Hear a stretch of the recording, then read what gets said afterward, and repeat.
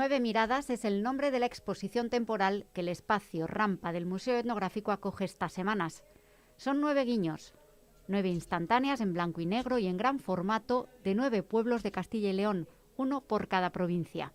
Son fotografías hechas en la década de los 60 y 70 del pasado siglo por el arquitecto Carlos Flores. Entre 1966 y 1976 recorrió España para documentar ejemplos de arquitectura popular. Con su cámara de fotos captó miles de ejemplos por toda la geografía nacional, insular y peninsular. Pasó por 1949 pueblos. Poco a poco fue componiendo los 5 volúmenes de arquitectura popular española, la gran enciclopedia editada por Aguilar, que es todo un tratado de cómo se construía en España.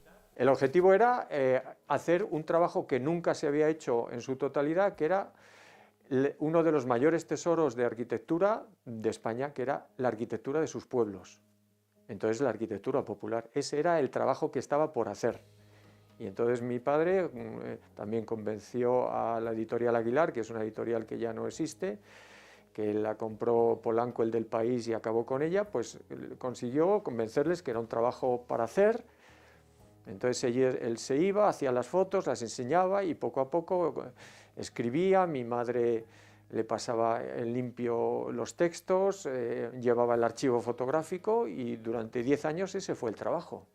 Y después pues fueron saliendo tomos, poco a poco.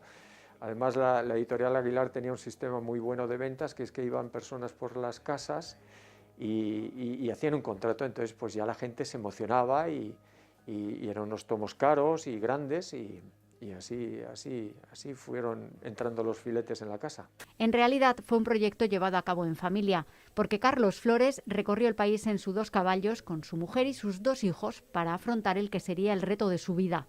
A sus 92 años vive en Madrid y es su hijo Carlos, también arquitecto, quien nos relata las aventuras y desventuras de una familia viajera como pocas, que se tomó la labor como una tarea colectiva. Mi padre le dijo a mi madre: María Teresa, ¿hacemos esto? Y mi madre dijo, pues Carlos, si tú quieres lo hacemos. Entonces íbamos toda la familia, desde yo que tenía mi hermana 7, yo 6, pues hasta el año 76. Él pensaba que iba a durar, pues era una especie de trabajo de aniversario para los 40 años y duró 10. Los viajes se hacían pues con el coche que tenían mis padres, que eran 2 caballos, todos juntos, mi hermana Maite y yo, mi padre, y gracias también a esa situación familiar, pues al ver en los pueblos que llegaba una familia con niños pequeños, pues la gente también te recibía de otra manera, y entonces mi madre conseguía pues que enseñaran las casas, dejaran entrar por aquí por allá, pues no pensaran si fuera una persona solo, pues que era uno de Hacienda, por decirte algo, ¿no?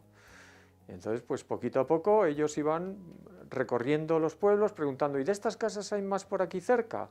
Y entonces le decían: sí, pues por allí hay otro pueblo, ¿qué tal? Y iban a esa especie de territorio por conquistar y por conocer. Y así fue el recorrerse toda España. Lo que siempre recuerdo es que te daban lo que tenían.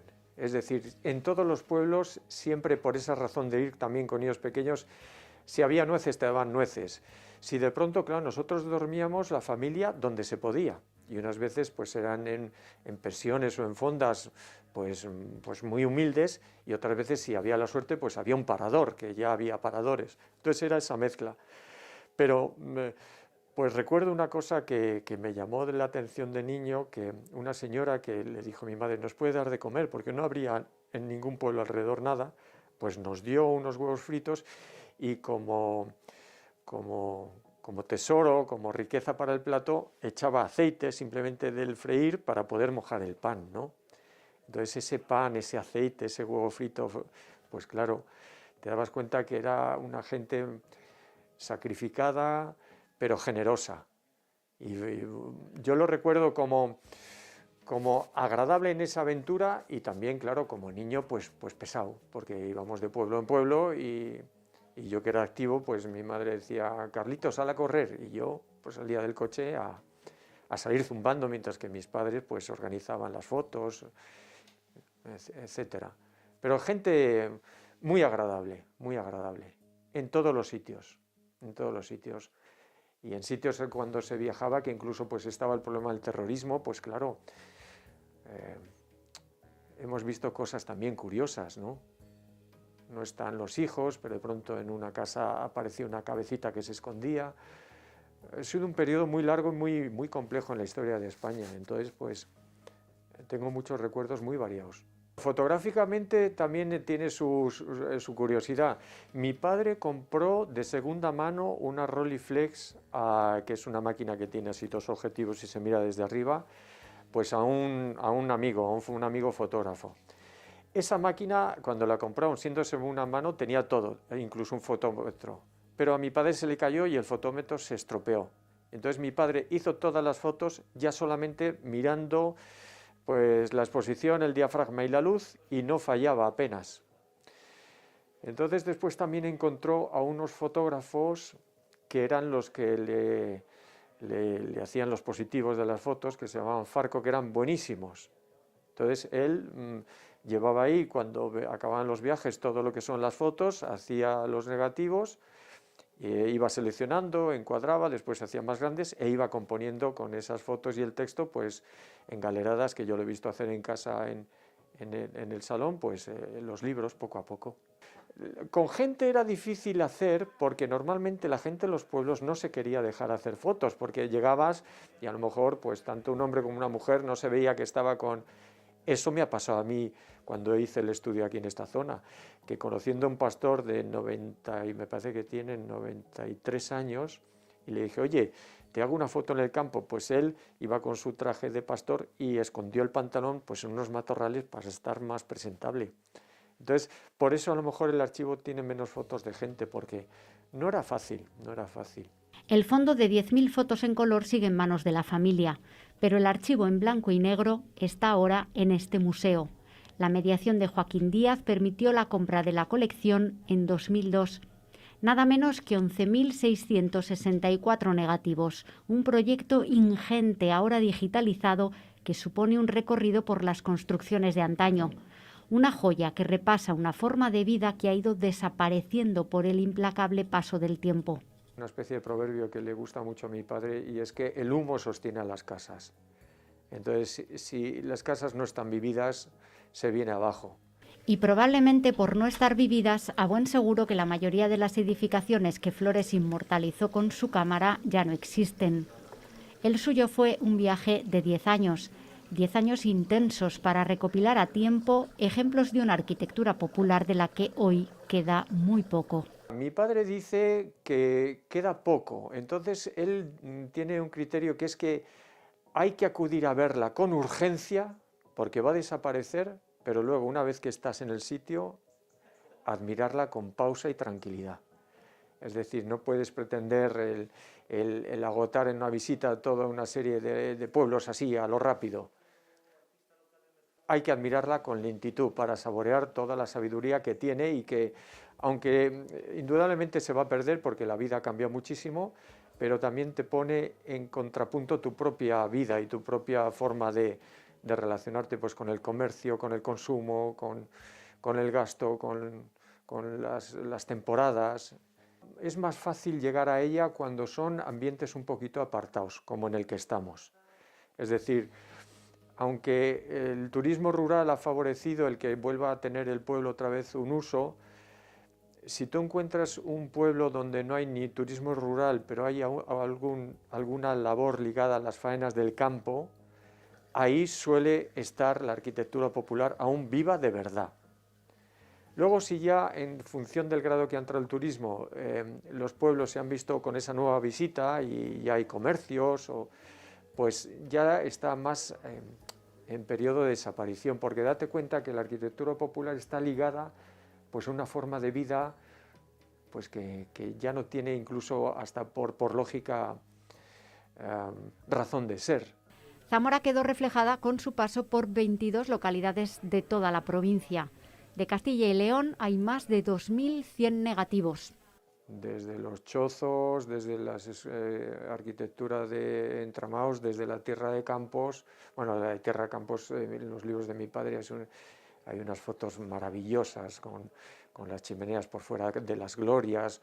En fin, Castilla y León es tan variada, en la zona norte de Burgos, que ya casi es como Santander, pues Las zonas limítrofes aquí, por ejemplo, está con la raya con Portugal, que también es una zona homogénea. Todas han sido pues, interesantes para todos nosotros, todas. No podría decirte ninguna así especial. Su variedad, lo importantísimo es su variedad. El avance de los tiempos y la evolución conlleva el pago de un precio que en este caso supone la desaparición de estas edificaciones. La salida de la gente de los pueblos hacia las grandes ciudades y el abandono de sus casas fue el principio. Después vino la vuelta de los emigrados, que contribuyó a modificar la arquitectura de los pueblos. El desarrollismo, claro, al favorecer la mejora de vida de las gentes que emigraban a las ciudades y abandonaban los pueblos, pues también tuvo una parte positiva, que es pues, facilitarle una vida más, no de la dureza que tenían, a la que estaban acostumbrados. El problema es esa subida de nivel económico. Cuando tú tienes un nivel económico, claro, incluso aunque volvieras a casa de tus padres, tú lo que quieres tener pues, es un baño en condiciones, y si tiene ducha con pitorritos de esos que salen muchos, pues dices, eso es lo que yo tengo en la ciudad. Entonces el equilibrio es difícil, pero lo curioso es que a veces el mundo popular, aunque haya mucha riqueza económica o riqueza de materiales que antes no había y que vienen a lo mejor de Valencia y te cubres una fachada, a veces un gresite bien puesto tiene la gracia de lo popular, y otras veces pues no, simplemente es chocante y feo. Así que es difícil, pero esa es la vida. No se puede pretender vivir como se vivía antes, con esa dureza. Entonces el nivel económico ha subido y todo ha cambiado. Habría viviendas abandonadas, pero lo que yo recuerdo, que era muy curioso, era los Mercedes de los emigrantes. Es decir, los que habían emigrado, los pueblos aún seguían con vida, y ya había alguno que había empezado a hacerse una casa nueva mejor. Pero sobre todo lo que se veía a veces, que era chocante, era un cacho Mercedes de la emigración en Suiza o en Francia o en Alemania que venían. Y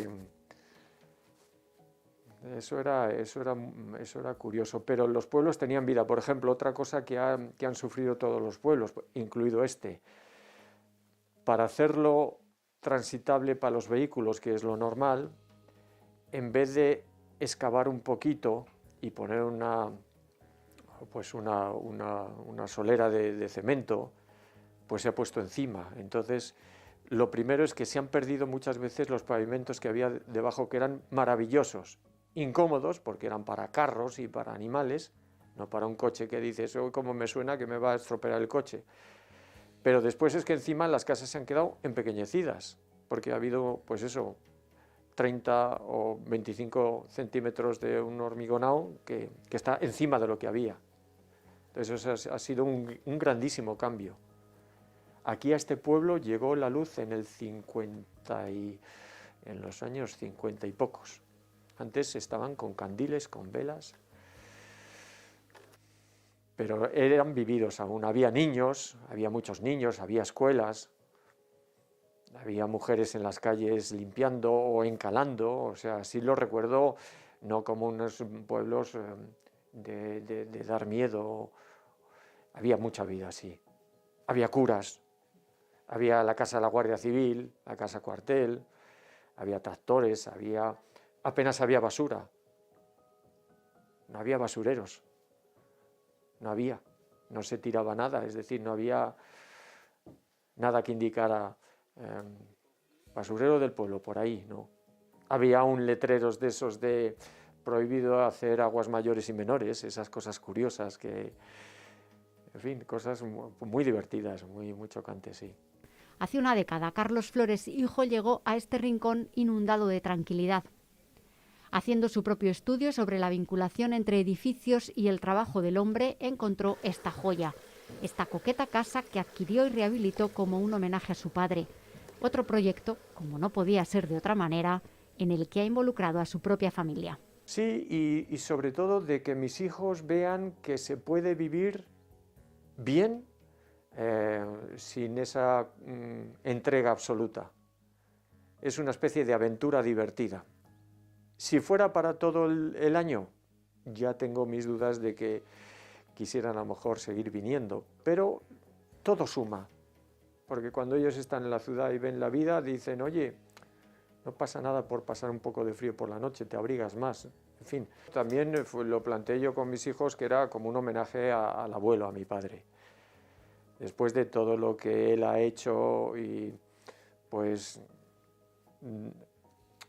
por lo menos que una segunda generación y tercera se hiciera cargo de parte de ese tesoro con las medidas y posibilidades que podíamos tener nosotros mismos, ¿no? Escasas, pero emocionadas. Mi labor profesional, mi tarea de investigación ha sido sobre la vanguardia constructivista principalmente soviética.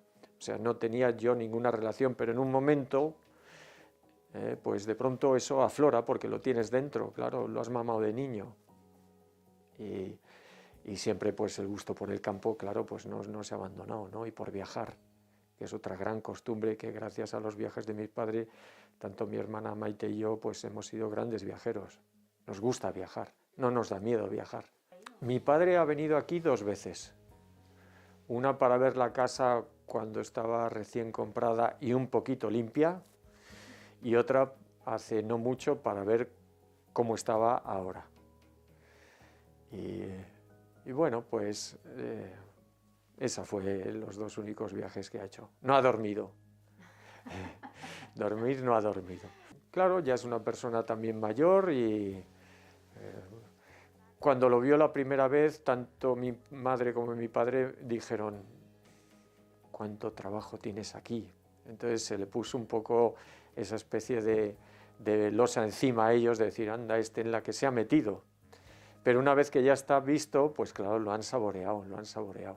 Ha sido mucho desgaste físico, gracias a Dios muy bien asesorado por mis amigos aquí del pueblo, pero muy contento porque cada lugar donde poso la mirada, digo, aquí o ha trabajado Alicia, o ha trabajado Gabriel, o he trabajado yo, o los 3 o 2.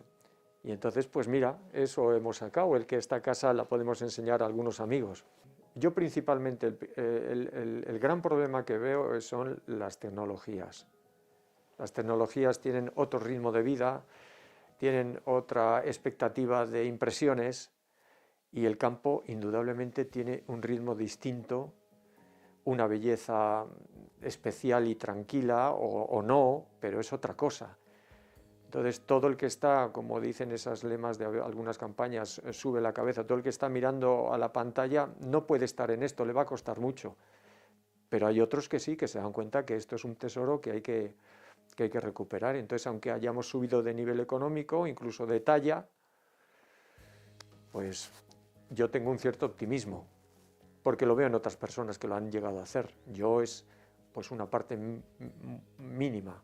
Una casa rehecha a imagen y semejanza de cómo era antaño, sin modernidades ni aderezos de nuestros tiempos, sin electrodomésticos, sin calefacción, sin las comodidades del siglo XXI, con los recursos tradicionales en su forma y en su fondo. Esto era una arquitectura sin gente, no había nadie. Y entonces pues nos dimos cuenta que era una lástima. Yo tengo amigos en Navarra que han hecho lo mismo, pero incluso ya tienen explotaciones pues de animales o de potros. Entonces lo bueno es que el campo no sea una visita esporádica, sino que deje gente viviendo de nuevo. Venimos poco y aunque está arreglada, pues como yo he procurado mantener, pues siempre aparece alguna gotera. De hecho, aquí hay un sistema constructivo especial para que ellos supieran por dónde venía la gotera, porque sabían que iba a haber. Es decir, los tablones están puestos a la contra, para que enseguida la gotera, en cuanto aparece, deje huella al interior. Cuando yo les digo a mis hijos, nosotros al arreglar estas casas no hemos hecho nada especial. El que tuvo mérito fue el que se la hizo enterita. Nosotros somos pues unos aficionados que han pedido consejo y nos hemos visto acompañados de los pueblos. El agradecimiento que tengo yo al cariño y cómo nos han acogido aquí, porque ha sido bárbaro. En todo Aliste tengo cantidad de amigos, pero es que es de una generosidad y de un afecto que te quedas pasmado. Entonces la cultura popular en eso sigue siendo muy distinta de la ciudad, muy distinta, muy distinta. Entonces, ¿cómo te acogen? Luego habrá sus cosas, pero ¿cómo te acogen y te intentan ayudar? Esa casa quedará como ese personal homenaje al hombre que dejó todo un legado en forma de enciclopedia sobre la arquitectura popular española, un legado que tiene una doble lectura. Hay un legado objetivo, que es una especie de legado notarial. España estaba así.